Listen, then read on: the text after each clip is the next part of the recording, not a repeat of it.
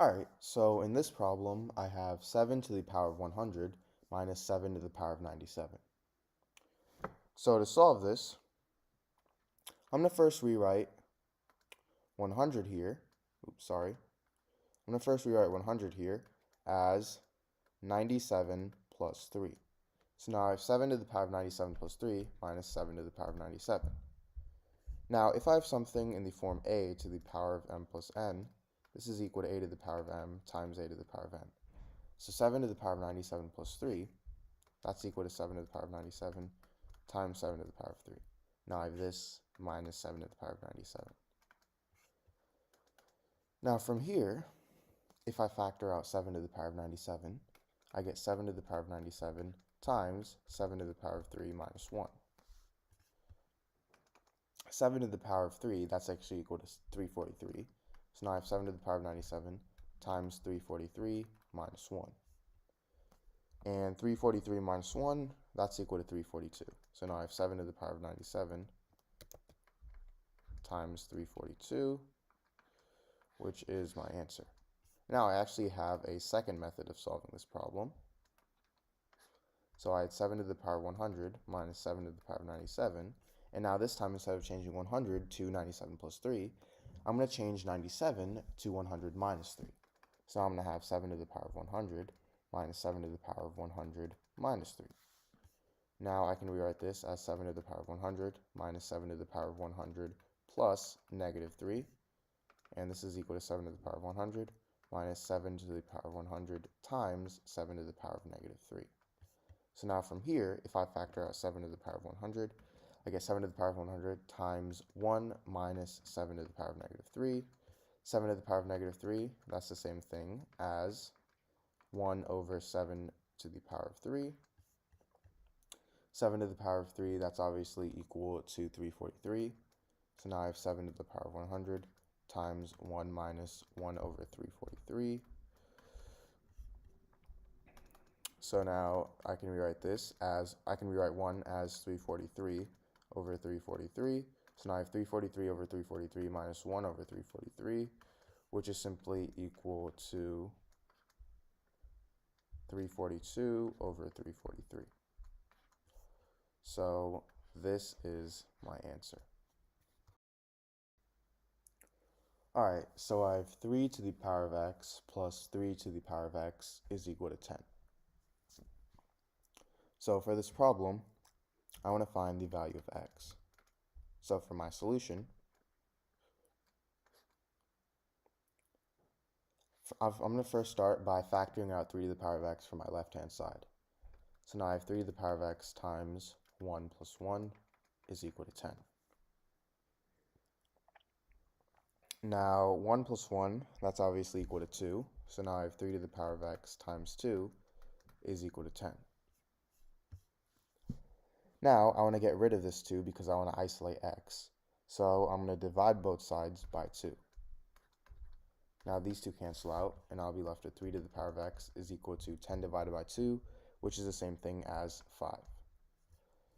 So now, this gives me another equation. I have 3 to the power of x equals 5. So how would I solve this? Well, the first thing I'm going to do is I'm going to take the log on both sides. So now I have log 3 to the power of x is equal to log 5. And if I have something in the form log a to the power of b, I can actually move this exponent b to the front. So this would equal b times log a. So in this case, I have log 3 to the power of x, and I can actually move x to the front. So this can equal x times log 3, which is equal to log 5. Now, I'm going to go ahead and divide both sides by log 3. So then these two cancel out, and now I'm left with x is equal to log 5 over log 3. Now log 5, that's equal to 0.699. Log 3, that's equal to 0.477. So if you divide these two, you get 1.464. So this is my answer. Alright, so in this problem, I have 44 to the power of 44 over 22 to the power of 22. So now to start, 44 here, this is the same thing as 22 plus 22.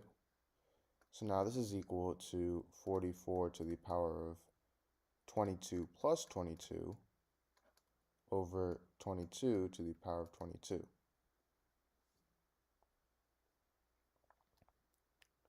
So now, if I have something in the form a to the power of m plus n, this is equal to a to the power of m times a to the power of n. So in this case, 44 to the power of 22 plus 22, that's going to equal 44 to the power of 22 times 44 to the power of 22. And now I have this over 22 to the power of 22. Now this is the same thing as 44 to the power of 22 over 22 to the power of 22 times 44 to the power of 22. And now, if I have something in the form a to the power of m over b to the power of m, this is equal to a over b to the power of m.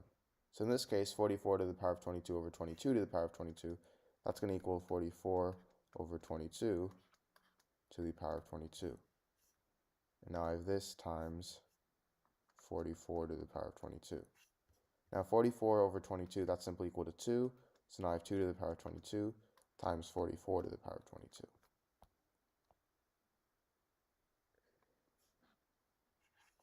Now, if I have something in the form a to the power of m times b to the power of m, this is simply equal to a times b to the power of m. So in this case, we have 2 to the power of 22 times 44 to the power of 22. And we can think of a here as 2, b as 44, and m as 22. So we want to put this in the form a times b to the power of m. So we know that a is 2, b is 44, and m is 22. So this is going to equal a times b, so 2 times 44 to the power of m, which is 22. Now, 2 times 44, that's simply equal to 88. So now I have 88 to the power of 22. So this is my answer.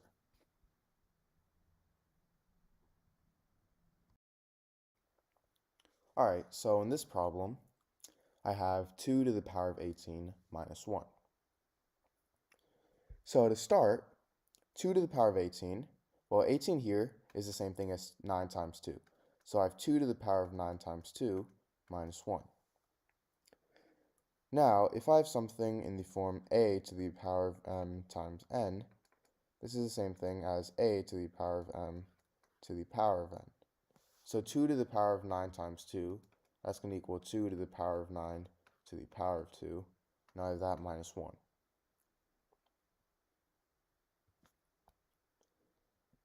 Now, if I have something in the form a squared minus b squared, this is equal to a plus b times a minus b. So in this case, we can think of 1 as 1 squared, because 1 is the same thing as 1 squared. And now that we have 2 to the power of 9 squared minus 1 squared, well, we can think of a as 2 to the power of 9 and b as 1. So now I have 2 to the power of 9 plus 1 times 2 to the power of 9 minus 1. Now, if you guys already didn't know, 2 to the power of 9 is simply equal to 512. So now I have 512 plus 1 times 512 minus 1. And 512 plus 1, that's obviously 513. 512 minus 1, that's obviously 511. So I have 513 times 511. So to solve this, I'm going to rewrite both of these. So for 513, I'm going to rewrite that as 500 plus 13. And for 511, I'm going to rewrite that as 500 plus 11. So now I have 500 plus 13 times 500 plus 11. So to solve this, I'm actually going to distribute both of these terms. So I'm going to distribute 500 and 13. So I have 500 times 500, which is the same thing as 500 squared, plus 500 times 11 plus 13 times 500 plus 13 times 11. Now 500 squared, that's the same thing as 250,000. 500 times 11, that's the same thing as 5,500. 13 times 500, that's the same thing as 6,500. And 13 times 11 is the same thing as 143. So now 250,000 plus 5,500 plus 6,500 plus 143. Well, 5,500 plus 6,500 is simply 12,000. So I have 250,000 plus 12,000 plus 143. 250,000 plus 12,000 is 262,000. And 262,000 plus 143 is 262,143. So this is my answer. Alright, so in this video, I'm going to solve the equation x to the power of 8 is equal to 25 squared. So to solve this, I'm going to first rewrite this as x to the power of 4 times 2 is equal to 25 squared. And if I have something in the form a to the power of m times n, this is equal to a to the power of m to the power of n. So x to the power of 4 times 2 is equal to x to the power of 4 to the power of 2, and this is equal to 25 squared.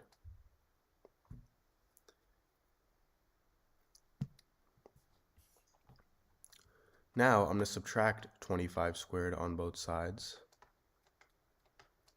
So these two cancel out, and I get x to the power of 4 to the power of 2 minus 25 to the power of 2 is equal to 0.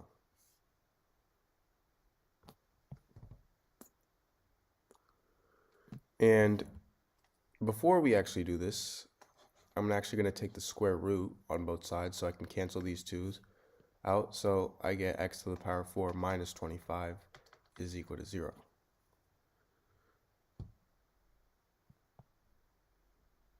Now from here, I'm going to rewrite this as x squared to the power of 2 minus 5 squared is equal to 0. So now I can use the formula a squared minus b squared is equal to a plus b times a minus b on this.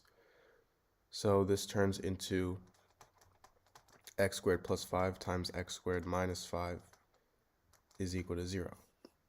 So I get two equations. X squared plus 5 equals 0 and x squared minus 5 equals 0. So for x squared minus 5 equals 0, I get x squared equals 5. If I take the square root on both sides, I get x is equal to positive or negative square root of 5. Now for x squared plus 5 equals 0, I can subtract 5 on both sides. So I get x squared is equal to negative 5. If I take the square root, I get x is equal to the square root of negative 5, which is equal to the square root of 5i. So these are my four solutions to this equation.